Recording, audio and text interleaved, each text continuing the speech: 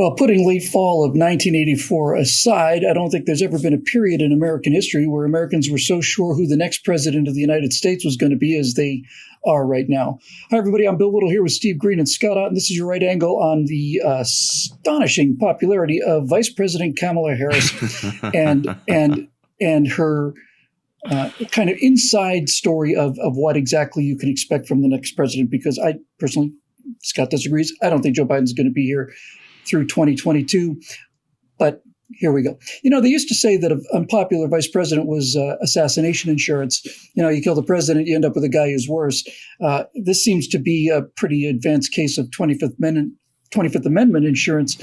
But Steve, the reports are that the actual word that's used in this story, and I believe it was from the Washington Post, is that Kamala Harris, just as a boss to work for, forget as a boss of the free world, is soul destroying.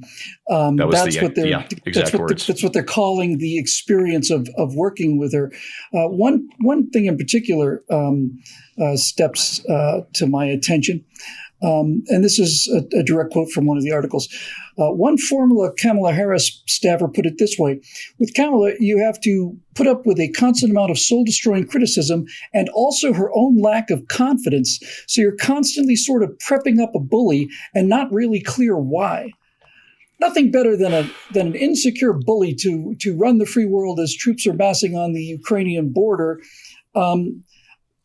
Steve, I was almost going to say I don't think there's ever been a vice president more unpopular than Harris, although I have to say in her defense, I'm not entirely sure that I've ever heard of a vice president who was popular.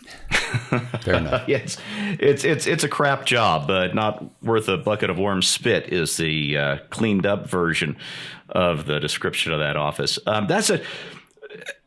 This is a fun game to play. I don't know if Biden's going to make it to 2024 either. I kind of feel like he won't, which means, yes, President Harris.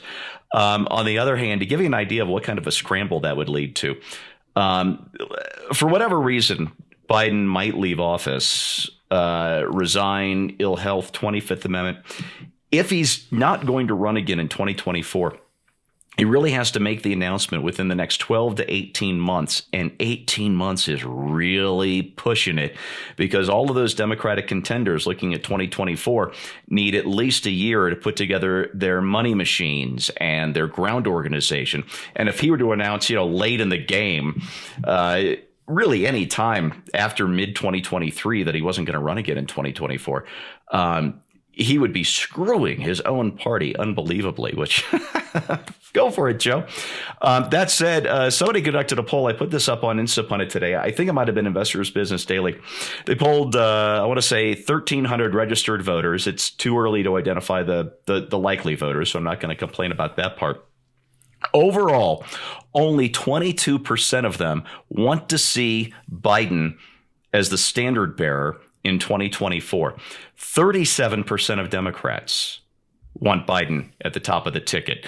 8% of Republicans, although I think it should be 100% of Republicans. Shoot.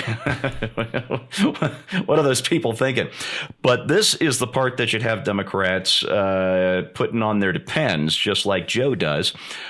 Only 8% of independents or others want to see Biden at the top of the ticket in 2024. Independents have just left this guy. Yeah, Mr. 81 million votes. Can't get 8% of independents right now who say they want to see him at the top of the ticket again in 2024. So this is really devastating news for Democrats. Getting back to Kamala Harris, I had a debate over at PJ Media with a couple of my colleagues, Stephen Cruiser among them, about the worst president in American history. And we had to split it into two. And we settled that the most inactively bad president in American history was James Buchanan, who basically did nothing while the country descended into the Civil War. But the most proactively awful president in American history was Woodrow Wilson.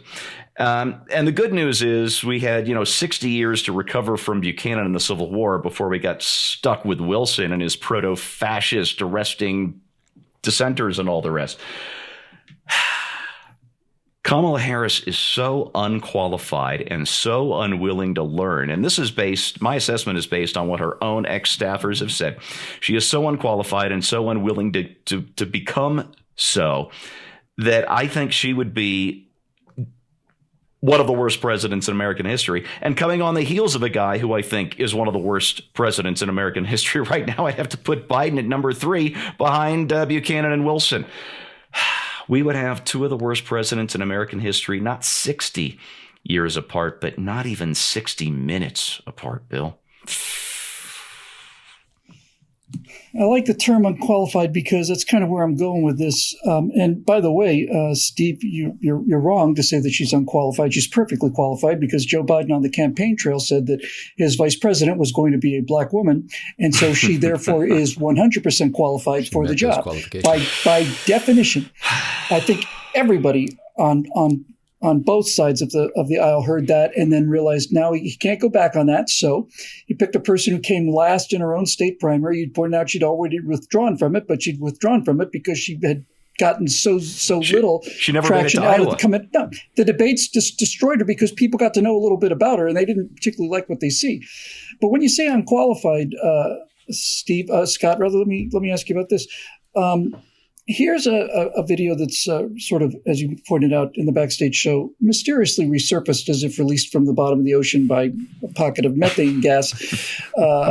You may remember Montel Williams. This is one of the segments from Something Like Entertainment Tonight. And look who he's got on his arm, at least on one of his arms. Long before she met Doug Emhoff, she dated some prominent men, including in 2001, former talk show host Montel Williams. Back then, he was the famous one and had to introduce her to the paparazzi.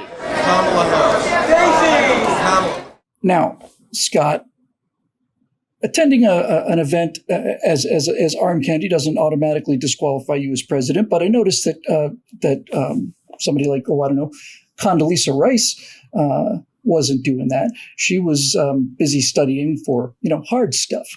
And on and on and on it goes. Certainly in California, Vice President Harris has a reputation of having achieved her position from having achieved her position. And all of this together does not fill one with confidence. But of all of it, I'm a firm believer that any American could probably be a president of the United States. Sure. I don't believe you have to have a Harvard degree or any of that stuff. But the thing that is most concerning to me is another quote that came from this article, and that is this, which also kind of has the ring of truth to it. Staffers who have worked for Kamala Harris say that one of her consistent problems is that she refuses to wade into briefing materials prepared by staff members, then berates employees when she appears unprepared because she wouldn't do the necessary prep work. And I don't know, Scott, I've seen her talking to the kids, about the wonders of space, and we find out, those were hired actors because she apparently can't talk to children about the wonders of space without being on a script. And this perpetual, I think, what's the word I'm looking for? Uncontrollable laughter on her part is what people who are insecure and who know they're in over their heads do in order to defuse the situation and make the fact that their deer in the spotlight moment is actually just kind of a joke. Unqualified. This is the kind of thing that progressives will use to paint conservatives as being sexist or racist or any of the other ists. But I remember thinking when it was, first starting to bubble up that Hillary Clinton should be the president of the United States. And in my mind, I thought, I'm all for allowing anybody from any sex, any race, any background who meets the constitutional qualifications to become president of the United States. And in fact, I think it would be kind of cool to, after all these years of nothing but men, to have a female president of the United States. But my exact thinking at the time was, why not Condoleezza Rice? Can't we get somebody, you mentioned her name earlier, but can't we get somebody like her? I don't necessarily mean it has to be her, but can't we get somebody who has got a track record of accomplishment and specifically of being able to act with integrity in situations of pressure, to be able to hire people and manage them effectively? And that's been the problem for years and years, is you only get a couple of years years as president of the United States. If you're blessed, you get, 2 terms, but that's a hard time in which to pull together a team of people that you can then coach and inspire to move ahead in a general direction that you favor with some sort of sense of unity. And when Kamala Harris first emerged on the public stage, it was as Barack Obama singled her out and said that she was probably the most attractive attorney general in the country, because she was probably like the only female attorney general in the country at the time. But that was not a propitious introduction to the public. And the more she got in front of the cameras and reflected in sincerity, the more people looked at her and said no. The same way they said no to Hillary Clinton, although once she was the nominee, they were forced to vote for her. But, I have close friends who are liberals or Democrats who will say, it's like, I did not want to vote for Hillary Clinton. I just because they don't like her. And Kamala Harris has not even been able to fake likability in a way that has any sort of ring of authenticity. And if you can't fake that, you can't get elected to office. So if she had to run on her own, if it comes out, let's say Joe Biden says, hey, I'm not going to run again. After all, he is relatively long in the tooth. If he says he's not going to run again for re-election, and Kamala Harris steps out and Joe says, Kamala's the natural successor to the genius Biden regime, I don't think she can get elected because she just can't win over the public for the same reason that Hillary Clinton was rejected by her own people. The one other thing that occurs to me is that, let's say the president has to step down, or God forbid, there's some medical issue that keeps him from continuing to serve his term. There will be a rising of support for Vice President Harris stepping into that role that is bipartisan. Like there'll be a natural empathy that people have and a sympathy for the loss. And while most, the kind of chattering class will continue to lambaste her and raise the alarm, a lot of Americans will say, you know what, this is a tough situation. Let's give her a chance. Just like people who may have found Lyndon Johnson despicable would say, okay, well, the country's got to pull together now. We've got to, back the president of the United States. So if this were to happen, she would enjoy a kind of period of mourning/honeymoon where she had the support of the American people in general. Unfortunately, I don't think she can sustain that support based on her track record. Yeah. I never thought I'd find myself openly agreeing with Barack Obama, but having looked at the previous vice presidents of the United States, I think it's fair to say she is, in fact, the most attractive vice president that the United States of America has ever fielded. Now, that's the problem, isn't it? Right? Isn't that the problem? I mean, from the Montel Williams video we saw, she was there because she's attractive and good looking, and that's great. We have now gotten to the end goal of Democratic identity politics. She is the vice president of the United States because she ticked off the boxes that needed to be ticked off. She was not selected because of what she did. She was selected because of what she looked like.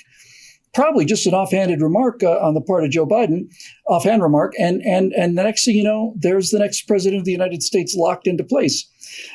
Speaking as a racist misogynist, let me just say that if Condoleezza Rice were to run for president, I would not only support her and campaign for her, I would plant yard signs in hell for that woman. And I would do it with a happy, cheerful expression on my face. And now we get to, again, the essence of what the problem with Vice President Harris is. It's not that she's a woman. It's not that she's a woman of color. It's none of those things. It's that she doesn't know what she's doing. And worse than that, she knows it. Every single president and every single vice president has had half of the country say, this idiot doesn't know what they're doing. That's just part of the world that comes with living in a democracy, in a republic. This is the greatest guy since sliced bread. This idiot hasn't got a clue of what they're doing. That's not what's dangerous. It's not even dangerous that I don't think she has the faintest clue of what she thinks of what she's doing. What terrifies me about Kamala Harris is she telegraphs the fact that she doesn't know what she's doing, and she knows that she doesn't know what she's doing.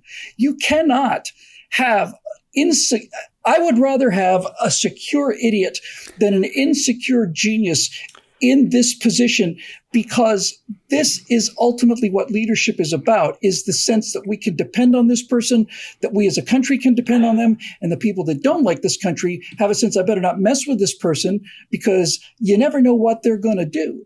If you have a vice president who becomes president and her number one problem, according to her own staffers, is her insecurity, this is a giant, well, as I said before, it's a giant kick me sign on the back of the country's butt, and we're gonna be paying for this Democratic Party requirements for this kind of top level position.